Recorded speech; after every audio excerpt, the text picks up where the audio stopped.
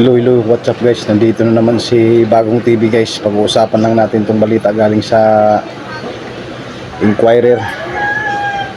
Tinanggal na po yung price cap ceiling ng bigas natin guys na pinalabas ni President Bongbong Marcos yung September 23. Yung executive order number 39. So bago ko ibigay sa yung balita, makikisuyo lang po. Please pakiclick muna yung subscribe button dyan sa baba, pakihit na rin notification bell para lagi kayong updated sa mga bagong balita na katulad nito guys. So yun nga guys, yung pag-usapan natin ngayong araw na to, yung balita galing sa Inquirer Net na tinanggal na ni President Bongbong Marcos yung price ceiling cap na nagtatakda sa regular meal na 41 pesos at saka yung pinakamataas 45 pesos na well-milled rice guys. So ito guys yung balita galing sa Inquirer nga guys, nakita nyo, good news to guys na tinanggal na ni Pangulong Bongbong Marcos nung price ceiling cap na bigas. Ito ang balita guys, basahin ko para sa inyo. Just in, President Ferdinand Bongbong Marcos Jr. lift the price cap. He said that price ceiling has been lifted beginning today, but emphasized that this is not where the work in. Sabi nga dito, kahit nilabas niya yung price ceiling cap, hindi pa rin magpakampante dahil marami pa rin tayong mga kababayang hirap sa buhay. Marcos said that the House of Representatives will be giving rice assistance to selected areas in NCR. Marcos said that there is much more that needs to be done to fix the rice problem. Para masolusyonan natin yung problema natin sa bigas. Yan ang Pangulo natin guys. Supportive talaga kung anong pangangailangan ng ating mga kababayan. Nagpaulan na siya ng bigas, nagbigay ng bigas mula Luzon, Visayas, Mindanao. Yan ang Pangulong BBM.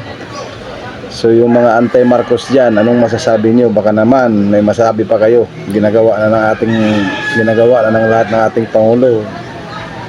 May masabi pa kayo ngayon. So ayun guys yung balita. Good news to. Tsaka may bad news na naman tayong balita guys. May namatay na 3 mangingisda natin doon sa Scarborough Shoal. Pumasok yung October 3 pa pala guys na sagasaan yata ng barko guys doon sa Scarborough Shoal guys, yung 3 mangingisda natin. Nakakalungkot na balita guys. Hindi naman Chinese guys ang nakasagasa sa kanila, Chinese Coast Guard, kundi private vessel guys na kabundol sa kanila. Baka gabi siguro to nangyari guys. Kumpirmado na ng Philippine Coast Guard guys kung saan nakarehistro yung barko na nakasagasa sa 3 mangingisda natin. Namatay sila guys, nakakalungkot lang. Sana, pero nagpayag ng ating Pangulo na hindi pababayaan yung 3 mangingisda. Magbibigay pa rin ng assistance sa pamilyang naulila guys, dahil nasaktan din yung Pangulo dahil sa pagsisikap ng ating mangingisda para lang mabuhay. Ganon ang nangyari sa kuno guys, dahil hindi talaga maiwasan guys, lalo na sa dagat. Lalo na pag hindi makita yung mga isda natin dahil maliliit lang na bangka. So yun nga guys yung pangalawang balita na nakakalungkot. Pero yung balita natin ngayon na pinag-usapan, good news to para sa ating lahat, dahil hindi naman basta-basta ipahinto ni President Bongbong Marcos yung price ceiling cap ng bigas kung hindi normal na, kasi nag-aani na ngayon sa norte, bandang Nueva Ecija, Gapan, Nueva Vizcaya, Isabela, doon sa Ilocos region guys, naganihan na kasi may bagyo na parating. Inaani na nila yung mga palay nila doon para hindi masira ng masamang panahon ngayon na darating sa atin. Yun ang balita natin guys nga pag-uusapan. Bali siningit lang natin yung mga kababayan nating mangingisda nga doon sa may Scarborough Shoal sa Baho de Masinloc na namatay guys dahil na bundol sila ng barko na private fishing vessel din yata o ano, basta yun guys yung balita galing sa inquiry net natin na tinanggal na ni Pangulong Bongbong Marcos yung price ceiling cap ng ating bigas na 41, nagtatag ng 41 kilos yung regular meal at saka yung whole meal 45 pesos. So kung bago pa lang kayo guys sa channel natin, huwag niyo kalimutan lagi mag-subscribe, mag-hit ang notification bell para lagi kayong updated sa mga totoong balita, hindi fake news.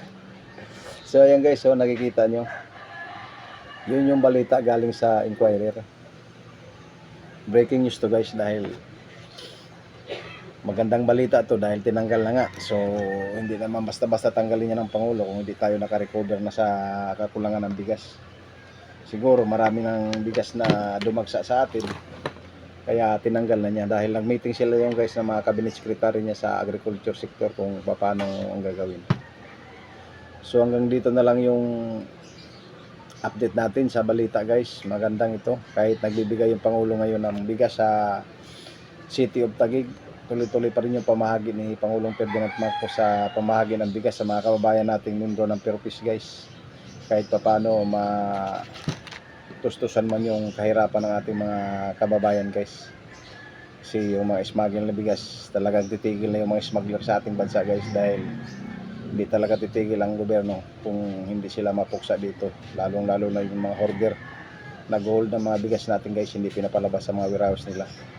Kasi talagang may nakasuwa na guys, kinakasuwa na ngayon, hinahabol na ng Bureau of Customs yung mga smuggler para madala sila. Hindi sila titigilan ng gobyerno para mapakulong sila ng habang buhay guys. So yun lang muna guys ang latest ng update natin ngayon. Maraming salamat dito sa bagong TV channel natin guys. Sana tuloy-tuloy lang yung suporta ninyo dito sa ating YouTube channel.